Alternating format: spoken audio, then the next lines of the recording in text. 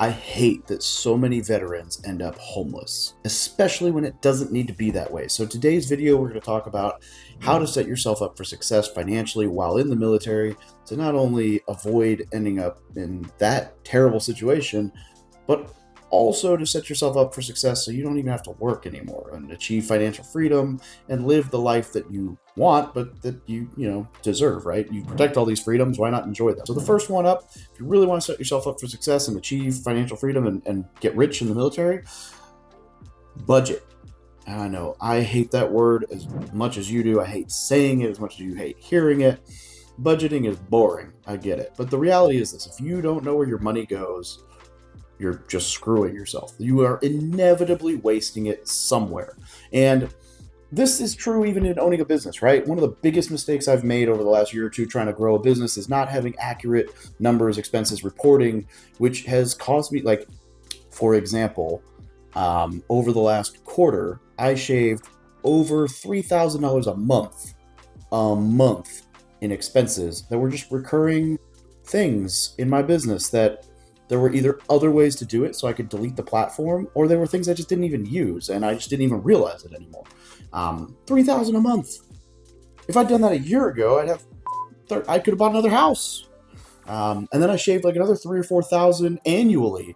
So that's another $300. So like $300 a month that I get to save now. That's post-tax dollars. So I have to make like $4,500 a month extra to equal that $3,300 a month. Wow. So that's in the business side. In your personal life, it's easier. You might not think so, but it's easier to let that stuff creep up because you like to have a good beer. That's not beer. But you like to have a good beer. You like to go out to fancy restaurants. You like to, like even just drive-thrus, right? Like food is a really quick one. People eat out more than they think or spend more money eating out than they think.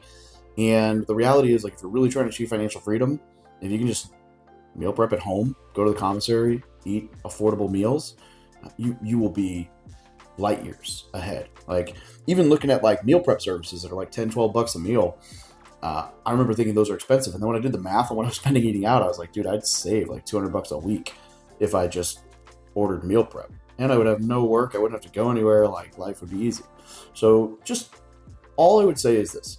I encourage you over the next 30 days, just track everything you spend money on. That could be as simple as just looking at your bank statement and just annotating what everything is at the end of 30 days. It could be just keeping a running log with a pen and paper, an Excel doc. Just any place that your money ends up, track it for 30 days. And if you want to get really crazy and you have the access to it, go back over the last 90 days, but at least 30, and just see where your money goes. Odds are that your largest expense will be housing. Your second or third largest expense will be, food and transportation, most likely food and then transportation. And then, depending on what you enjoy, it might be shopping or clothing or video games or hobbies or whatever. And I'm not going to tell you, like, shut all your hobbies off, have no fun, hate your life because it'll be worth it. You should still enjoy your life, but there's a balance there. So figure out what things you spent money on that you didn't need to or don't mind getting rid of.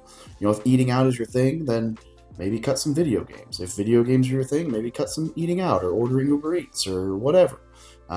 Just figure out where your money goes, track it, and then from there you'll be able to see, like, holy crap, I spent this much here. And what you're going to do is you're going to stop spending that much there. You're just going to set it up. There's a couple ways to do this. There's an envelope budget where you like pull out cash, you allocate where the money could go, and then you have, say $100 in a food account, and then that's your food account for that 2 weeks, and you spend that $100, and when it's gone, it's gone. Or and I'm just making examples. $100, depending on where you live, does not go very far. That could be a meal. So I would track where your money goes, track where you're spending it. And then, for one, we'll talk in a little bit about how to get rid of your housing expense. That's the biggest one for, 60-70% of Americans. And then once you know where your money's going, you can kind of slow it down a little bit. And what you really want to do here is you want to get to where you are paying yourself first. So let's say you spent $500 on booze because you're a Marine and it was the military ball season. And they're like, damn, I could spend $100 on booze and be fine. All right, so that's $400 that you don't need to spend. Now, instead of leaving that $400 in the checking account and being like, hey, at the end of the month, if this $400 is still here, I'll invest it, like a lot of people do. You take that $400, the moment you get paid, throw it into an account that you either don't have access to or is an investment account or whatever. And that's called paying yourself first. It's what it is look, if you wait till the end of the month, see what's left over and then invest, you will almost always, I don't want to say always, but almost always invest less every month than if you put what you think you can save into an investment account and live off the rest during the month. Because the first option allows for you to make exceptions to the rule and your investments suffer. The second option means your investments are solid, and then maybe your beer suffers that month if you cut it a little close, or you eat out one less time. Like, what's more important in life? Like, are you going to be 20 years from now, are you going to be more upset that you missed out on an extra 6-pack of beer, not abs, or that you didn't contribute to your investment fund and you're still having to work a 9 to 5? Like, maybe you love beer that much, but priorities, guys. The second thing is saving, right? So this is basically that. This is, you want to set up, an emergency fund, at least $1,000 cash set aside for like, oh shit issues, and then pay off debt that you have. And, after, and I'll get to the debt part here in a minute. But just know that I would say $1,000 right away into an emergency fund that you don't touch, and then you pay off the debt. And then after the debt, which we'll talk about in a minute, you build an actual emergency fund. The actual emergency fund should be 6 months, maybe a year, but 6 months at least of your expenses to live. And that's just like your food, housing, gas, like your basic necessities. That's not vacation that you're budgeting for or whatever. It's like, hey, my mortgage is $2,000 a month, so that's $12,000 that I need to save for 6 months. I spent $1,000 on food, so now we're at $18,000. My transportation costs, car payment, insurance, fuel, $500. So that's another $3,000. So now we're at $21,000 I need to save, and let's call it $4,000 in who knows what. So I want $25,000 in an emergency fund. I would start saving for that, because that'll really give you a cushion. Like if you lose your job or just something crazy happens, right? And cushions are nice. But saving, what I mean by saving is like the savings gap. So there's 2 ways to improve your savings gap, because the fastest way to achieve wealth is savings gap. Savings gap means if you make $100,000 and you spend $100,000, you have no savings gap. You make $100,000, you spend $50,000. $50,000 was saved, i.e., you didn't blow it. Now, the larger that gap becomes, i.e., the more you're able to save, put away, whatever, every month, the faster you'll achieve financial freedom. And when I say saving here, I just am talking savings gap in general terms. Honestly, past the emergency fund and maybe like saving for big expenses that you don't want to take debt on, invest it. I mean invest more than I mean save, because investing equals wealth, saving equals inflation eats away at your money. But you got to have those emergency funds set up. And so I know people who have $200,000-$300,000 a year jobs and very little money that they save every year, because they have the expensive car, the expensive house, the expensive everything, expensive wife or husband or whatever, right? Kids that they buy all name brand stuff for. Like, they don't cut costs anywhere, and they live that lifestyle, and they choose to live that lifestyle, and they're happy living that lifestyle, and that's fine. But it means that they're not achieving financial freedom anytime soon. And I have friends who make $100,000 a year and save $30,000 every year, and that adds up quickly, quicker than you think. And so you've got 2 ends of this. You can cut expenses, the budgeting, as we talked about. You can raise your income, which we'll get to. And then there's the investing side, right? So the difference, that savings gap, is what you invest. And that can be, again, that can be savings, that can be, I love index funds. So, that's your, read The Simple Path to Wealth and learn about index funds. That's your thrift savings plan, which, by the way, the very first thing you should do when you join the military is set up your thrift savings plan and put at least 5% for the matching contribution. But I would say 10% of your salary goes into it, and every time you get a pay raise, add a percentage. So you hit your second year, add a percentage. You get promoted to E2, add a percentage. You get promoted to E3, add a percentage. You hit your third year, add a percentage. And so eventually, before you know it, you'll be at 20-25% of your paycheck goes in there. But because you put 1 out of 3% of your pay increase into that, you're still getting a little bit extra money every month. So you're still taking more money every month, and you don't notice the 1% of your extra pay that went over here. And so it doesn't hurt. And so you're building this silent killer over here, your retirement plan, which allows you to take bigger risks down the road because your retirement will be covered. So budget, savings gap, debt management. So pay off the crappy debt. And I don't mean your mortgage. Your mortgage, I don't consider your mortgage to be bad debt. What I mean is like car debt, right? Your automobile is a depreciating asset. Get rid of that debt. Credit card debt. Get rid of that debt. Personal loans. Get rid of that debt. Anything that is a loan on something that does not pay for itself or grow in value, get rid of. And for me, like my personal thing is like anything over a 7% interest rate, I try to get rid of as fast as possible, because mortgages aside, because if it's over a 7% interest rate, it's hard to beat that in the market, or it's harder to beat that in the market. If you're at like a 3% interest on your car, it's probably not the end of the world if you just keep that debt going. Now the car is losing value, so I would still pay it off if I could, but at 3% interest, it's not the end of the world to have that debt. Whereas, because I could go and I could invest in an index fund that will average 7 to 8% returns, and then you're actually making a 4% spread, you're building wealth that way faster than if you pay the debt down. But simultaneously, if you pay the debt off and you take that money and roll it into investing, that works too. So there's like a window there. Now, the thing with like credit cards is they're all at like 18, 20, 25% right now. They're exorbitantly expensive. So pay those off. Like the faster you get rid of credit card debt, the more you save money, right? For a lot of us, you could save $300, $500, $1,000 a month if you just paid off your cards. And half that's interest. And so if you pay off your cards, you're not paying that interest, and you save $500 a month by doing it, now you can invest that $500 a month. And holy crap, that's increasing your savings gap. So you can increase your savings gap very quickly by paying off bad debt. And you can increase your savings gap by cutting expenses by budgeting. And then you can increase your savings gap by side hustling and making more money.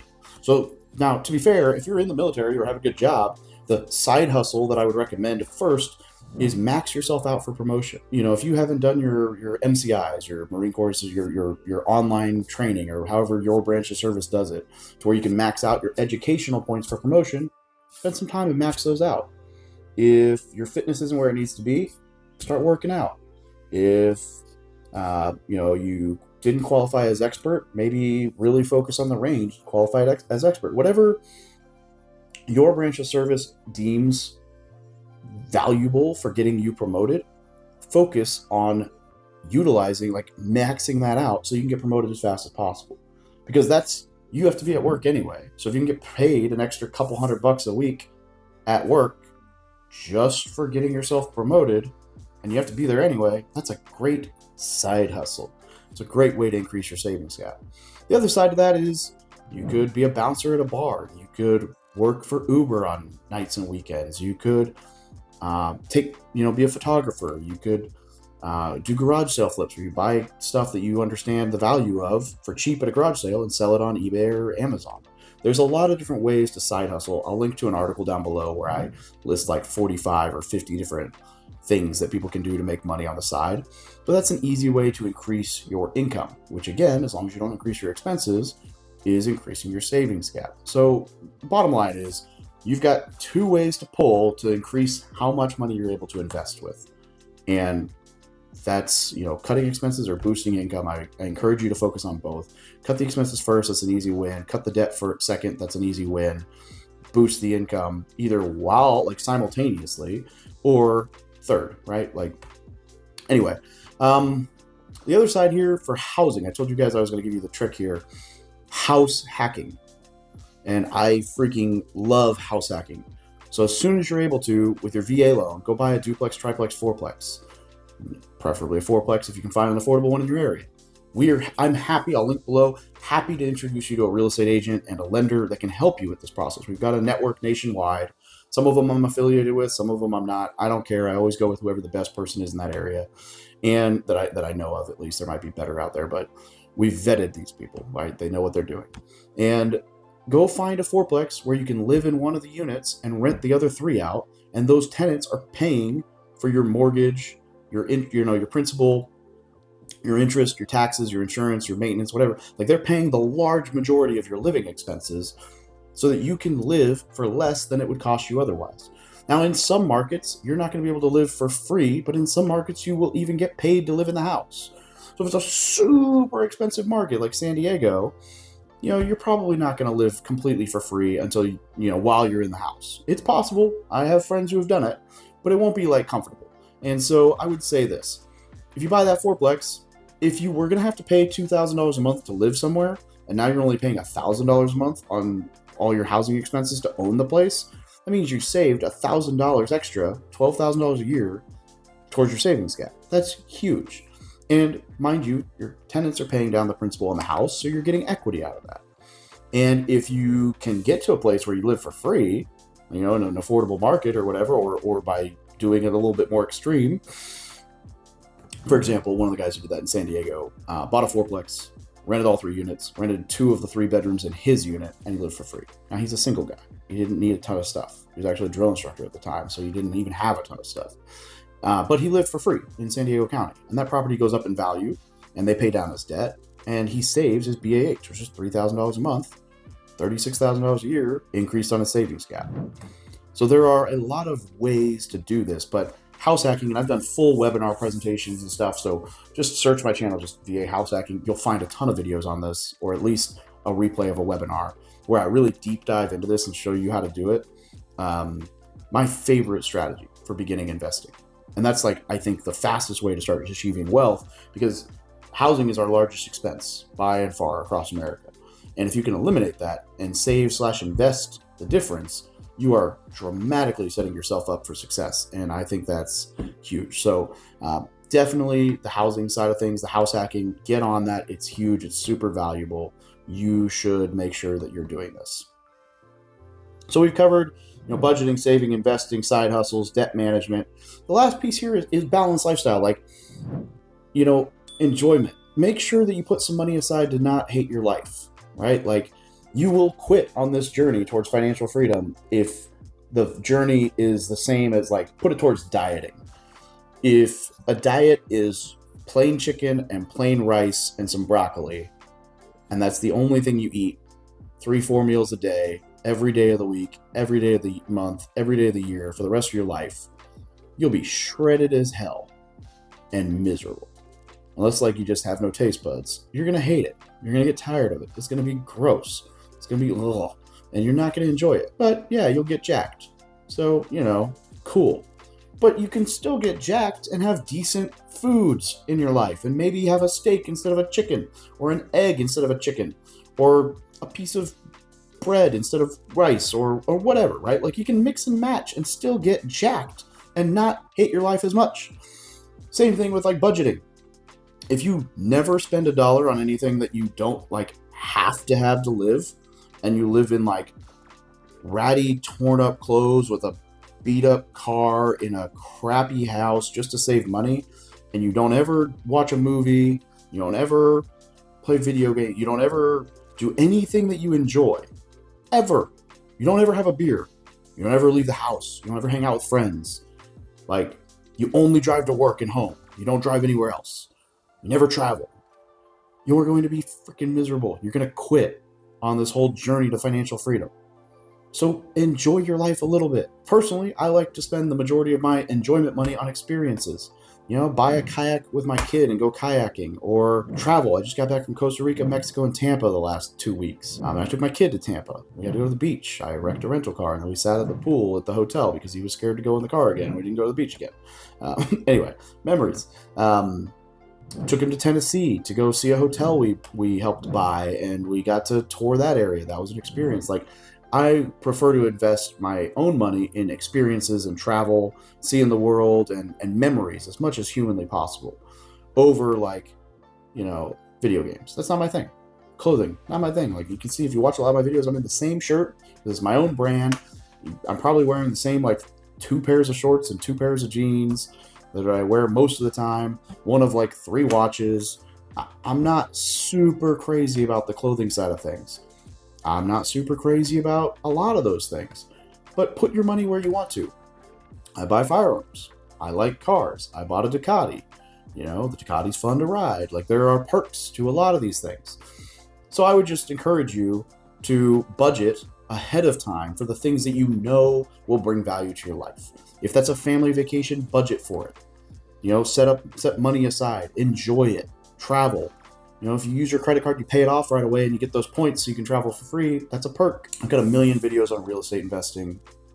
Go watch those. That's the way. But the basis here to set yourself up for success is increase your savings gap by limiting your expenses, increasing your income, and being smart about where you put your money, knowing where your money goes. If you can do those things, the investing side will be easy because you can either do an index fund and be totally hands-off, you can do real estate, hell, you can get into mergers and acquisitions and buy businesses, whatever, but you've got to get the basics down. And I'll tell you this, I run the largest military investing community in the world for like my free communities.